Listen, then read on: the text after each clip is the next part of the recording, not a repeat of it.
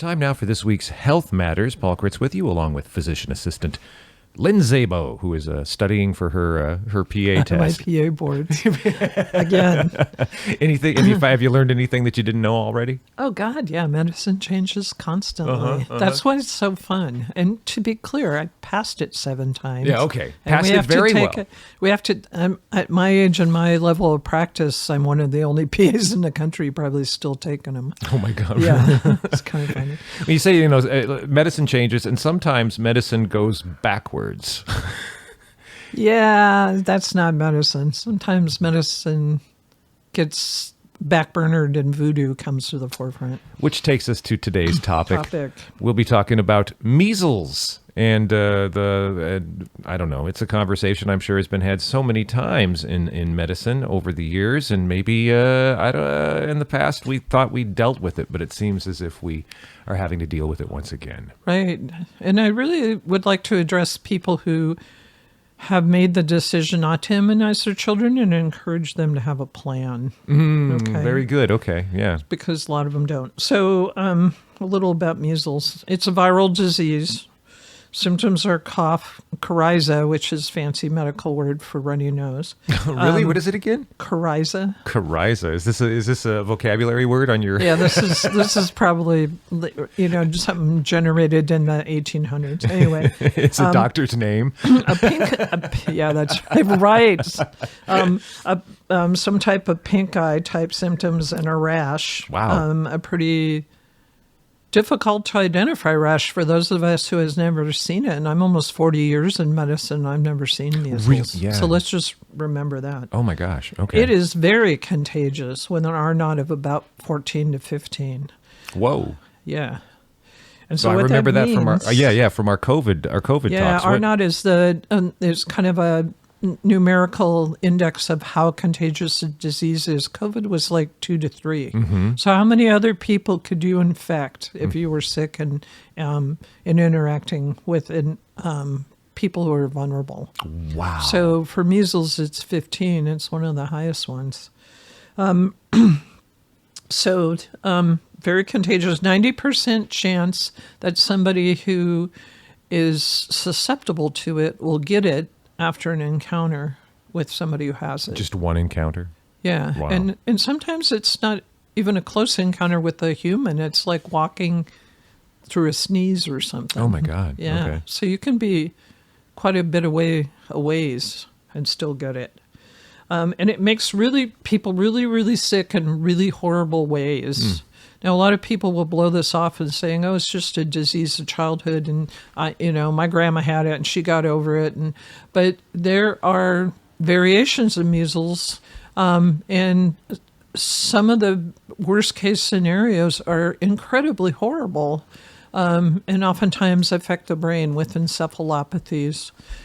And there is actually even 10 to 15 years after people get over measles, they can have a always fatal progressive neurodegenerative, like secondary measles problem. Oh my God. I didn't know that. And it was horrifying to read. Wow. So kind of like polio, where people have the initial disease, they get over it, they deal with their life, and then decades later, something worse comes down.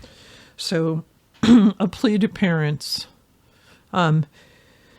If you do not immunize your child, then at least have a plan for what you're going to do when this disease hits your community. Because those of us in medicine right now are just thinking it's a matter of time. Wow. And we already did have a kind of a quasi-scare, right?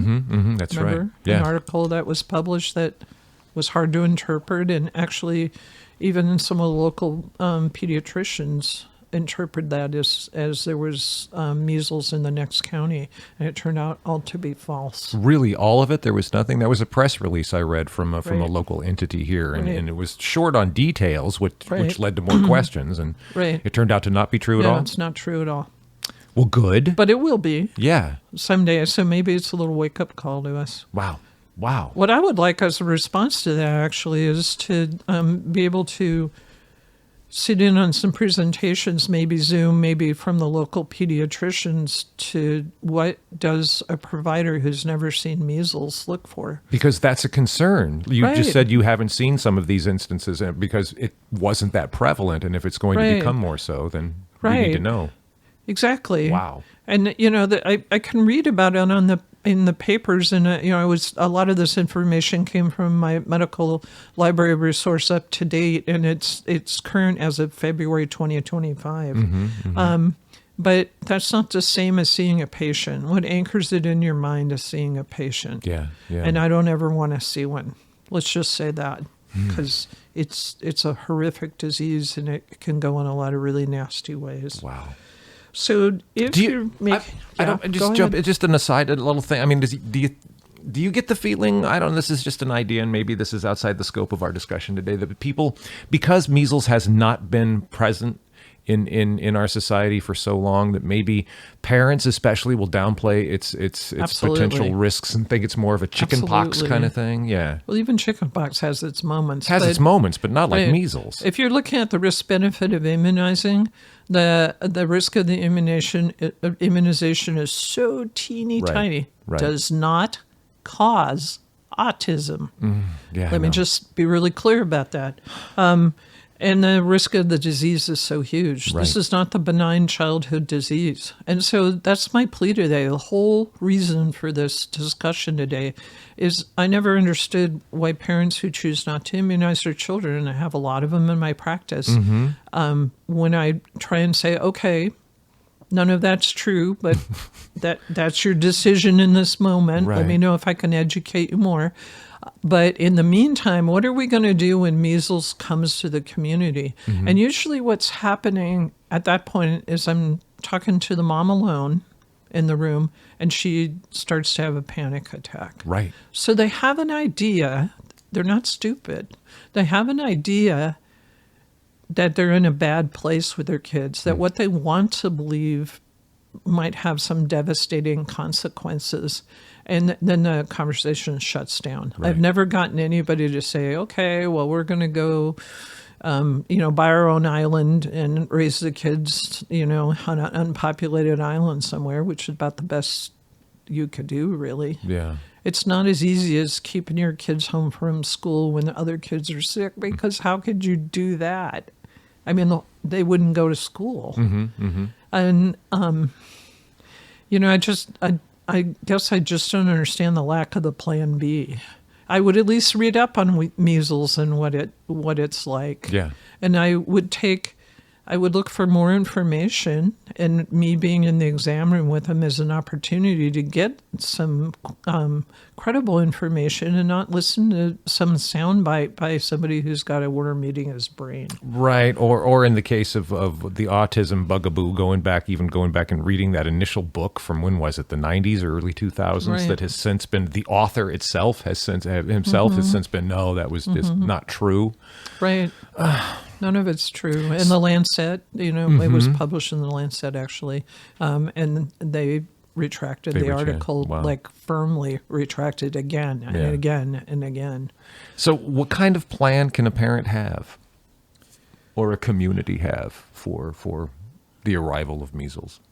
Well, I think they should be educated as to what it looks like. They should be educated to what it looks like in their school, okay? Because oftentimes when I see a sick kid in the community, I'll ask where they go to school, and that kind of lines up my expectation of what diseases might be most prevalent, what their germ pool is. Right. So I think they should have an idea of what's going around in their school, and they kind of do. Most moms do, actually.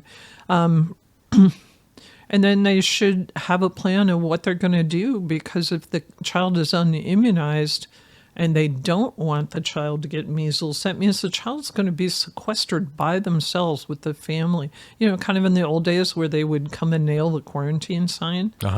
So that's what you're looking at. Is that really the way you want to go? Because that's the reason we have vaccines, is that didn't work very well. Yeah, yeah. So there has to be somebody recognizing that your choices are pretty limited. You really don't have anywhere to go. You're kind of crossing your fingers.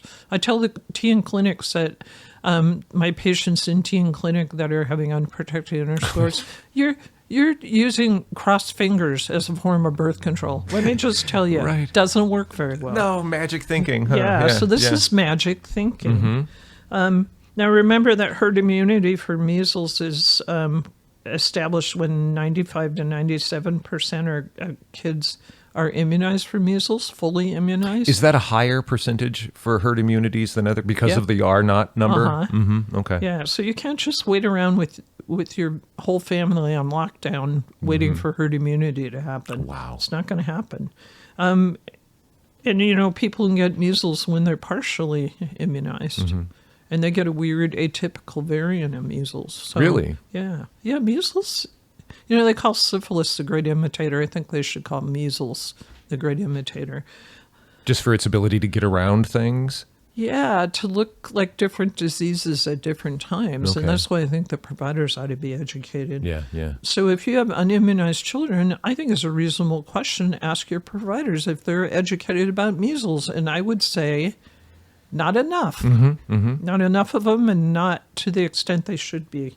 Are you saying that basically then there is no plan B?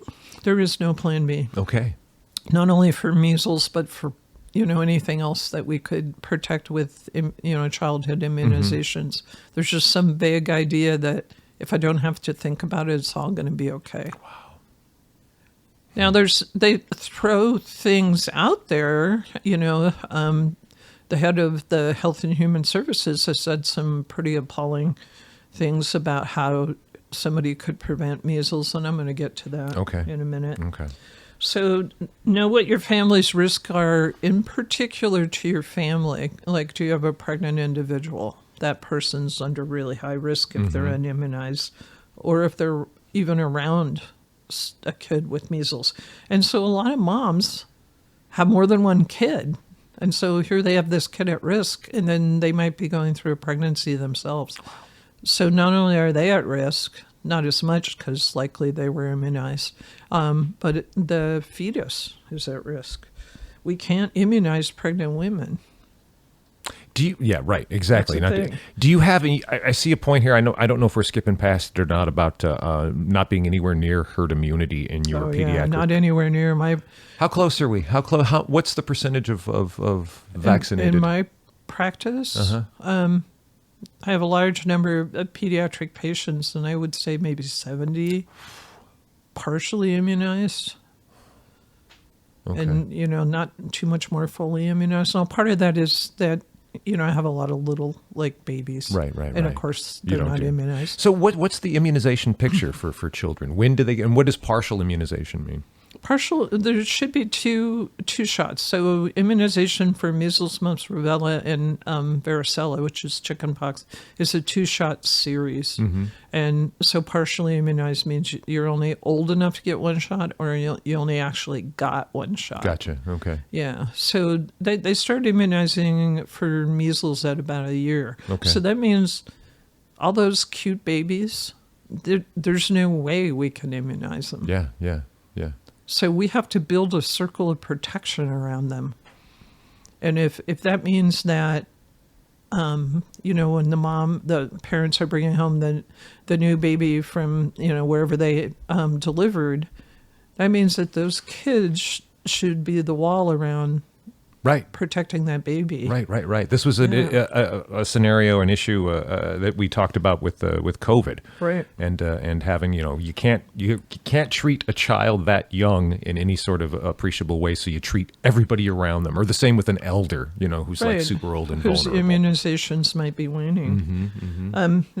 Just as an aside, there's some discussion that, although this isn't data driven, but in the medical community, that maybe we all ought to update our MMRs. I'll be first in line. Yeah. No problem with that. So, is there an expiration date? How long? Well, when you start a new job in a medical venue, then they check, they kind of check on your health. You get a bunch of blood tests done to ascertain what you're immune to, like hepatitis B or chickenpox or measles. Those are all standard. Even if you're going to College of the Redwoods to be a nursing assistant, they check that. They check TB, that kind of stuff. So I personally know I'm immune, but I'm wondering, is that good enough? I'm approaching 67 years old. So maybe I should update it. Data-free zone. Okay. It's a data-free zone. Nobody has asked me to yet, and I've specifically asked, but there's nothing coming out of the CDC. Yeah, not a lot of guidance for. Yeah. Oh, wow. So know what your family's risk is if you're choosing to unimmunize, and that people who are immunocompromised, either from birth issues or acquired issues, like maybe a child unfortunately being treated for cancer, you have to build a wall around them. Now, maybe kids with decreased vitamin A levels are at risk, but how would you know that? Yeah. Probably not a thing unless, your kid's 100% on junk food. But Which a lot of them are. Yeah. But, could you eat a carrot now and again? So there's the concern, though, that people who... Well, I'll get to that in a minute about the vitamin A because it's been suggested as a preventative, but that is nowhere near as effective as immunization. Right. So that's just a Hail Mary pass. Kids who are not immunized at all are partially immunized, so you have risk just because you have unimmunized kids. That should be straightforward. But here's what not to do, okay? Despite being suggested on a national stage by somebody who should know better, and by the way, immunized his own children. You should not give vitamin A. This is a last hope treatment for children who are very, very ill. It can get toxic too. It has to be given. It has to be given at the right dose in the right way, and for the right patient. Wow. And parents can't just hand their kid a carrot and call it good. That's not going to work. There's some thought that, the way they looked at the vitamin A thing is they looked at very sick kids and they noticed that very sick kids, sick from the measles, have low vitamin A levels. So that doesn't mean that they got sick because they started with low vitamin A levels. There's something in the actual illness, the path of illness that causes vitamin A levels to be low. It can be a result. So that doesn't mean it's a protection. Right. Okay. And as you point out, giving the wrong dose causes its own problems. There also is the antiviral ribavirin, and this has been used mostly in infants, a little bit in toddlers, for extremely ill last chance treatment. And it's given IV. So there's no way that in the average family household that you're going to be able to arrange IV treatments of ribavirin for your child as prophylaxis for measles. That's insane. Right. Nobody would ever cooperate with that. And it's given, has its own risks. So it's not a practical option and it's not really an answer. So nobody knows that it would work to prevent. And what are you going to do? What if you've got an epidemic that's, what was COVID, 2 years easy, still going on, still diagnosing it in clinic? Are you going to have a kid on IV ribavirin for ever? Wow. And does it even work? Probably not. Oh, and this says clindamycin, but it should say clarithromycin, which is an antibiotic that has been suggested as a treatment or a preventative for measles by the head of Health and Human Services. And once again, do I really have to say it? Viruses and antibiotics. Antibiotics aren't going to treat viral illnesses, but somebody's going to say, well, measles comes with a lot of secondary bacterial infections because what it actually does is decrease the child's immune system. And a lot of kids who die of measles actually die of the secondary bacterial stuff. So there's always some hope in the community that if, like, one kid in a family has strep throat and you bring in all 4 kids to start antibiotics, even though 3 of them are negative, that somehow that's good parenting or good medicine. Wow. It doesn't work like that. You don't start people on medicine that has significant side effects, that doesn't really have any efficacy, just to kind of calm yourself down because you're in a panic mode. So what's the best treatment? Well, it's all written in caps because at that point I was really kind of getting angry. Right, I see that. Yeah, The best treatment is immunization. It is a safe immunization. It protects kids against a terrible disease. You cannot separate out just measles vaccine because it's sold in MMR, kind of a combo, right, yeah. MMRV. So it also has chickenpox vaccine. Oh yeah, that's new since I grew up, and since my kids got theirs. Right, Yeah. and they're trying to respond to parents with a decreased number of needle sticks.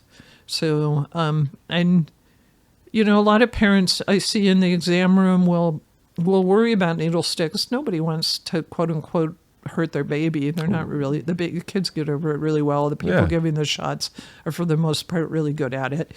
And so there's always a plan to just get one today and then come back and see the nurse and get the rest. No, get it and done. it never comes to fruition. And I don't know whether people are telling me that because they have no intention of coming back, which I think some people do, or if life just gets in the way. I think they get away, like you'll take you experience the pain that the child has, and then you take it away and you put that out of mind, and putting that out of mind also means not going back for the other one. Right, and then you're also at that point trying to figure out dinner and right. Why is your kid being starved? And my eldest, when she was 6 months old, sitting on my lap in Kaiser in San Francisco, right, where she was born, and going back for immunizations, and got 2 sticks, one in each thigh, right? And the nurse said, whoever the professional was who gave her the immunizations, she'd never had a child look at her with such accusation. Oh, really? Oh, yeah. There's all kinds of funny immunization stories. They're hysterical.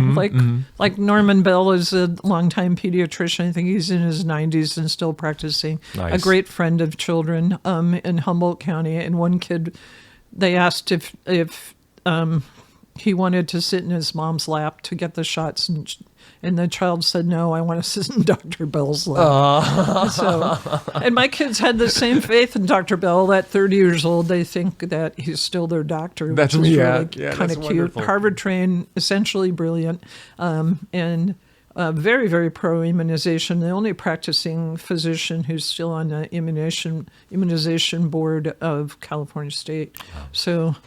We have some good people here, and I think we should listen to what they're telling us. And for those who want to do it yourself, and you're empowering your sense of parenthood and your children by not having immunizations. Just a simple search right now while we were talking. Google, the AI Google that comes up at the top of the Google page now. I searched how many children have been saved by immunizations. And it comes back, the first thing is global immunization efforts have saved an estimated 154 million lives over the past 50 years, most of which have been infants. That's from The Lancet. Right. That's what immunizations do. Right there. Right there. There's it. You talk about war, talk about calamity, talk about genocides. You want to undo a lot of bad in the world. You want to undo a lot of death and prevent a lot of preventable, all of them being preventable deaths. Get your kids immunized. And you are raising a child, let's say a child that lives to adulthood. If you're lucky. First goal. Yeah. Second goal is you want them to be able to think critically about medical stuff and make their own decisions. But I can't tell you that there's not an insignificant number of 18-year-olds who are now old enough to make their own medical decisions, who come into the clinic and say, look, I thought it was wacko at the time, but my mom didn't want to immunize any of us, and I want to do a gap year in Thailand. And so you are it's kind of like contraception. You are raising a child to be an adult. Yeah. And an adult that goes out and does stuff. And why would you limit that? Why would you limit that by, sequela of disease or just not being able to get a visa or not being able to live in a dorm room? Why? I mean, this is how we grow up. I know it's hard as a mom to watch your baby get a shot, but really, in 2 seconds, they're over it. And really. Let's be melodramatic about it. Watch your baby then die of some preventable disease. Right. And talk about how hard that is. Oh, God. I had no idea that measles could go in the horrific direction that it does. It was hard not to write that into the show, but I don't want to be a scare tactic. I want right now, although we kind of, somebody could accuse us of Just that. But my The goal, facts are scary. yeah, there you go. But my goal is to reach out to the parents who really think that non-immunization is the way they're going to go for their child's health, and ask them, okay, what's your plan B? Yeah. Because I have yet to find somebody that has one. Right. And Well, almost but what you're saying is that in this instance, Plan B isn't even possible. right. Right. So nobody has thought it through clearly. Yeah. Yeah. And I'm going to have really a kid that hikes a lot and eats lots of vegetables. Yeah, good luck Granola's with gonna that. say, I yeah. had that idea in my mind too early on. But it's the other thing is you can't control them as they get older. Yeah. And it's horrible to all of a sudden realize you can't get your kid into school at age 5 because they need all these shots. And they're much more able to have an anxiety reaction and a panic reaction, and then kick all the nurses and stuff like that. Wow. So much easier to do it when they're younger and to do it in the usual scheduled manner. Not the delay of immunizations is right now dangerous. Yeah. Can you speak to, any sort of feelings, anxiety, anxiousness, how you deal with the fact that the clowns are in charge of healthcare in the United States now? That people who actively are disseminating disinformation, bad information, and policies that could result in death. How? Right. I'm not even in healthcare myself. This is Right. the closest I get. This and a Right. doctor's appointment, Right. and it gives me anxiety that these yeah. are the people in charge of Gives me messaging. huge anxiety. I spend a lot of time researching stuff so that I have a legitimate, skin in the game. Right, right. That my voice is up to date, that what I'm saying is accurate. Mm-hmm. I depend a lot on the therapeutic relationship because I don't think I have a lot of, I take care of a lot of kids. A certain proportion of them are unvaccinated, and I have ongoing discussions with their parents. I try and keep them respectful, but I have yet to see a parent decide not to vaccinate coming from a rational viewpoint. Mostly it comes from a place of panic and anxiety. Because they're fearful of the impact of the immunization that they imagine might happen or that they've Because heard could result. they've been fed stuff that's not true. Yeah, yeah. And so there's no way that you can just have a 3-second conversation in the room and then have them go, I see the light. You have to say, okay, let's break this down. Let's talk about it. And let's keep talking about it. And like Dr. Parker said when she was here, you have to keep things respectful or they're never going to come back. That's true. That's true. Yeah. And I can say, look, I'm on your kid's health team and I have a concern here. Right, right. And so what was your plan? And so when X happens, how are you going to respond to it? Because if you're not... if you're really not going to immunize the kid and let's say measles comes to town, how can I best help you in that decision? And I'll tell you right now, there's not much I can do. Yeah, yeah. So, Yeah. Wow. So if you're expecting us to pull something out, of the cupboard and be your last minute savior, there really isn't much we can do. Treatment for measles is conservative and supportive, and it can go to ventilators. It can be as bad as we saw for COVID. Right. Wow. Yeah. Well, I guess, and one thing we can do, of course, is have this conversation in a public forum like Health Right. Matters and share that. So, Right. wow, thank you, Lynn. We've just about a minute left. Any thoughts about upcoming shows? What's happening next? No, really. I kind of go with what the week is going to See what the week's going to be. Yeah. So, but I would like at some point to talk about teen clinic. That's kind of exciting. I would like to talk about unfolding effects of Project 2025 on rural healthcare because there's a lot of concern about it here. Yeah, as well they should be. Yeah. All right. Well, that's it for this week's Health Matters. Lynn, thank you. Yeah.